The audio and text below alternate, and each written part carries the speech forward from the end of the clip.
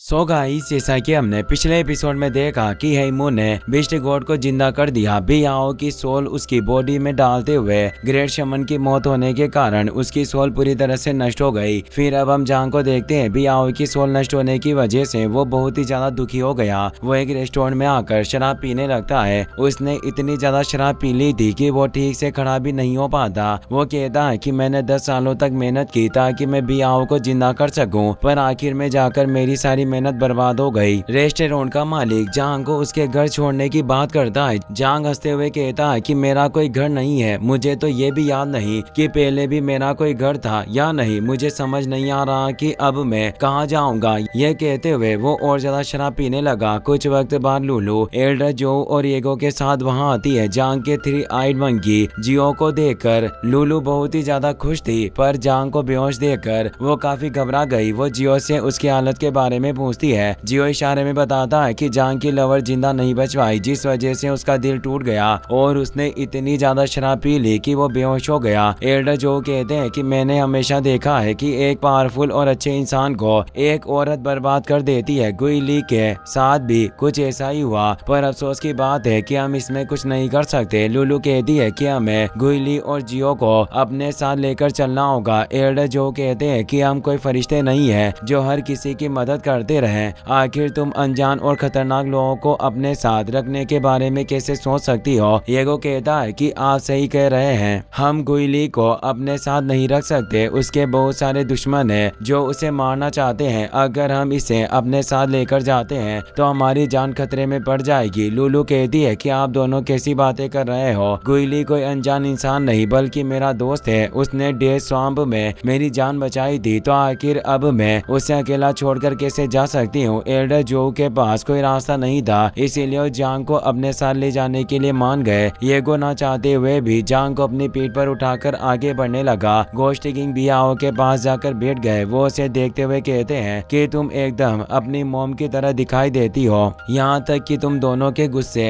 करने का तरीका भी एक जैसा है। मुझे अफसोस है कि तुम्हारे जिंदा होने पर मैं तुम्हारा ध्यान नहीं रख पाया और तुम हमेशा सोचती रही कि मैं तुमसे नफरत करता हूँ, पर ऐसा नहीं है। बात सिर्फ इतनी सी थी कि तुम्हें देखकर मुझे जियोची की याद आ जाती और मैं बहुत ही ज्यादा दुखी हो जाता, जिस वजह से मैं तुम्हारे साथ ज्यादा वक्त नहीं बिताता। मुझे डर है कि मरने के बाद मैं तुम्हारी मॉम के सामने कैसे जाऊंगा, क्योंकि तुम्हारे जिंदा होने पर मैंने तुम्हारा ध्यान नहीं रखा और मैं तुम्हारी जान भी नहीं बचा पाया। केव के बाहर यूई और किंग लोंग उनका इंतजार कर रहे थे। यूई कहती है कि मास्टर पिछले 3 दिनों से केव के अंदर है। मुझे समझ नहीं आ रहा है कि वो क्या कर रहे हैं। आखिर वो अभी तक बाहर क्यों नहीं आए। तभी गोस्ट किंग केव से बाहर आ जाते हैं। उनके बाल सफेद हो चुके थे और वो पहले से ज्यादा बूढ़े लग रहे थे। यूई इससे काफी हैरान थी। वो गोस्ट किंग से इसके बारे में पूछती है। गोस्ट किंग उसकी बातों का कोई जवाब नहीं देते। किंग लोंग कहता है कि ग्रेट शमन की मौत के बाद मैंने उनकी अस्थियों को इसके अंदर रखा है ताकि हम उनका अंतिम संस्कार कर सके। अब आप बताइए मुझे क्या करना होगा।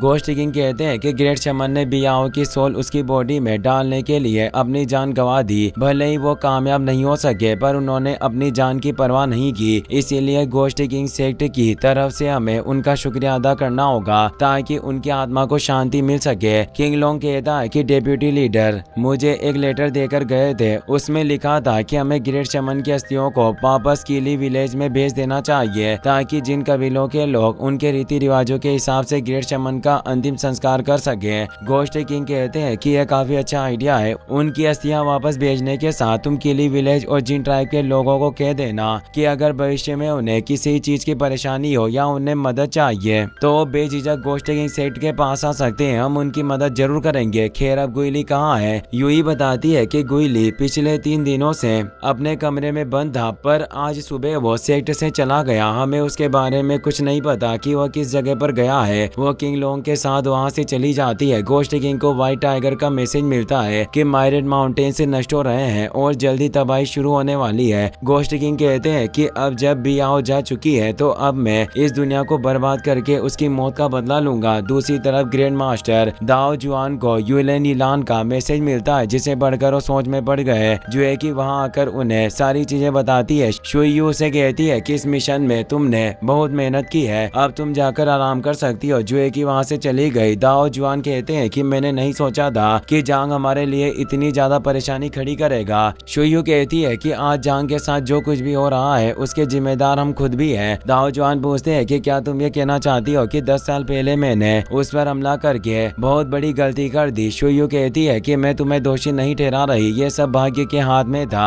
अगर उस वक्त मैं तुम्हारी जगह होती तो मैं खुद वही करती जो तुमने किया। दाओ जुआन कहते हैं कि जुएकी के कल्टीवेशन, चरित्र और कौशल को देखते हुए ट्रू पास सेक्स के यंग जनरेशन में ऐसा कोई नहीं है जो उसकी बराबरी कर सके। फिक्र की बात सिर्फ यह है कि सारे सेट्स में जुएकी और जांग के बीच के रिश्ते की बात फैल गई, जिस वजह से मुझे डर लग रहा है कि हमारे किंग सेक्ट की हजारों सालों की इज्जत मिट्टी में ना मिल जाए। शुयू कहती है कि आपको फिक्र करने की जरूरत नहीं, जुएकी कभी भी ऐसा कोई काम नहीं करेगी जिसकी वजह से किंग सेक्ट की इज्जत कम हो या उसे कोई दोषी ठहराए। दाओ जुआन कहते हैं कि मैं जानता हूँ कि तुम्हें जुएकी पर पूरा भरोसा है और मुझे भी उस पर विश्वास है। मैं उम्मीद करता हूँ कि उसे सारी परिस्थितियाँ समझ आ जाएगी और आखिर में जाकर उसे जांग को मारने के लिए 2 बार नहीं सोचना पड़ेगा। बिस्टे गॉड उस जगह पर आता है जहाँ जुएकी और जांग के बीच में फाइट हुई थी। वहाँ उसे जांग के खून की एक बूंद मिलती है। उसके ब्लड से बिस्टे गॉड को वही दुख और नफरत महसूस होती है। जब लिंग लोंग ने उसे कैद कर दिया, वो अपने शेडो गोस्ट से जांग को ढूंढ कर लाने के लिए भेजता है। जांग को येगो अपनी पीठ पर उठाकर लुलू और एल्डर जो के साथ आगे बढ़ रहा था। उसे चलने में काफी तकलीफ होती है, इसीलिए वो जांग को जंगल में छोड़ने के लिए कहता है, मगर लुलू ने उसे मना कर दिया। माउंटेन के नीचे उसे बहुत सारे लोग दिखाई दे रहे थे। वो सब विलेज छोड़कर किंग सेक्ट की तरफ जा रहे होते हैं। उन सबको देखकर एल्डर जो आज रात वहीं रुकने के लिए फैसला करते हैं। रात में वो जांग को